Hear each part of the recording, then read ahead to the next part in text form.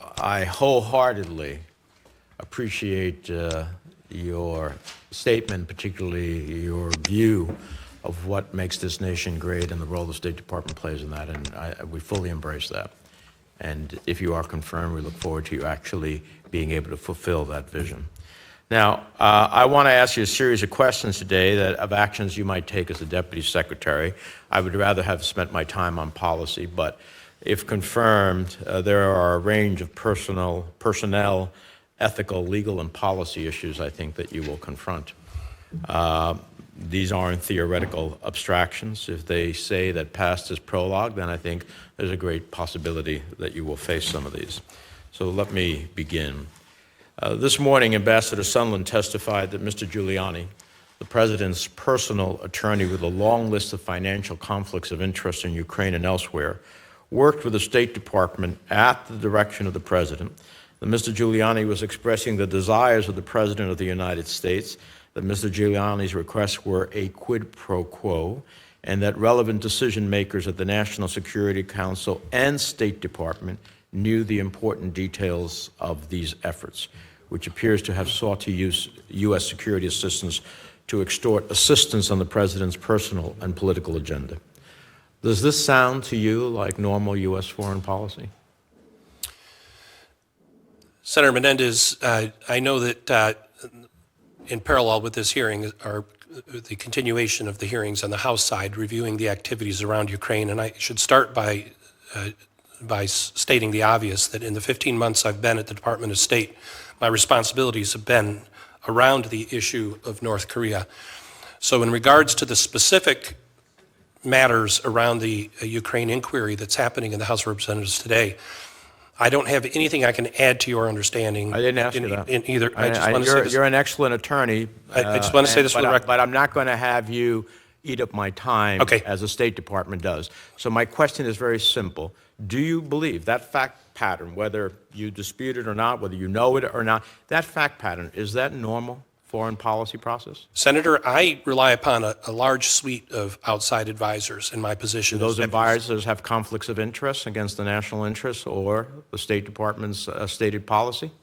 I presume, but I don't always have full evidence to my advantage, that each of them is motivated sincerely by the desire to achieve a good outcome in our negotiations on North Korea.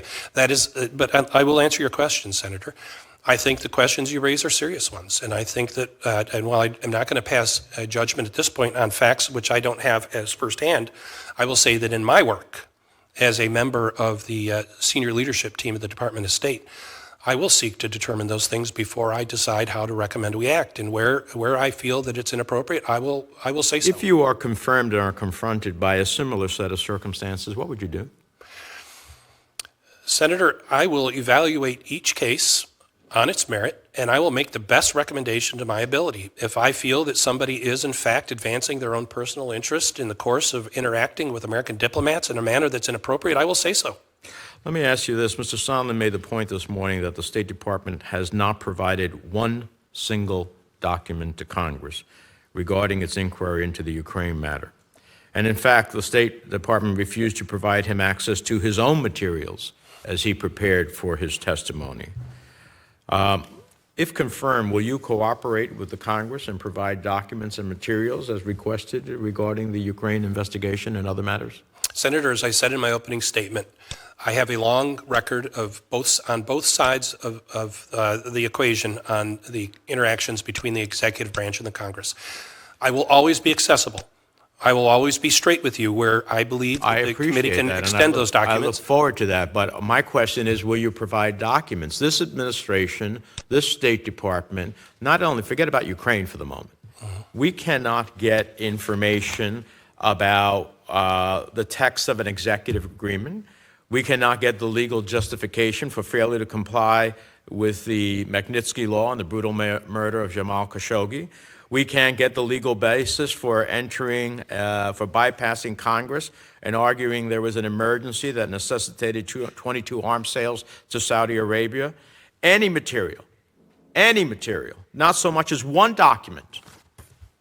So, I appreciate your future open door policy. That does not guarantee me and other members of this committee who have an oversight role over the State Department, the documentation to make independent decisions and judgments about what is going on.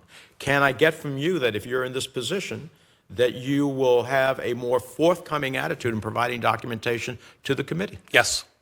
Now, one final set of questions, if I may. Would you commit to making clear that political retaliation is absolutely not acceptable, and to hold accountable any State Department official found to have undertaken any act of political retribution at the department? Senator, I will state it here. All of us should be guided by the professional requirements as leaders in the Department of State, which precludes us from making political considerations on personnel issues or assignments. In the case of the people who are involved in this inquiry in the House of Representatives currently, the State Department has made clear, and I believe that Undersecretary Bulletow did the same to you in a direct letter, that there will not be disciplinary action by the State Department against any of our employees who are testifying under subpoena in front of the House Inquiry Commission. The State Department has gone further. We have provided resources to underwrite the legal costs that those people may acquire in the course of this inquiry.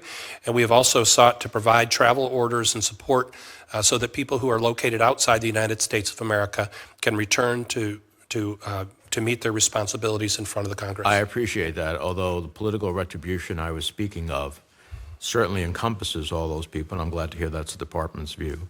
But there is an Inspector General's report about political retributions against individuals outside of the Ukraine process, and there are still ongoing investigations. And it is in that context that generically, across the board, I would expect you to oppose any effort of political retribution against an individual. Senator, I have had the advantage of working very closely with a team in the State Department that I have a personal relationship with my entire team. If confirmed by this committee, I will have responsibilities that to 76,000 men and women around the world, and I will not be able to have that same personal relationship with each of them for obvious reasons. But what I can do is have that same personal interaction with the other leaders in the Department of State, and I will reinforce the message that you just delivered. Thank you.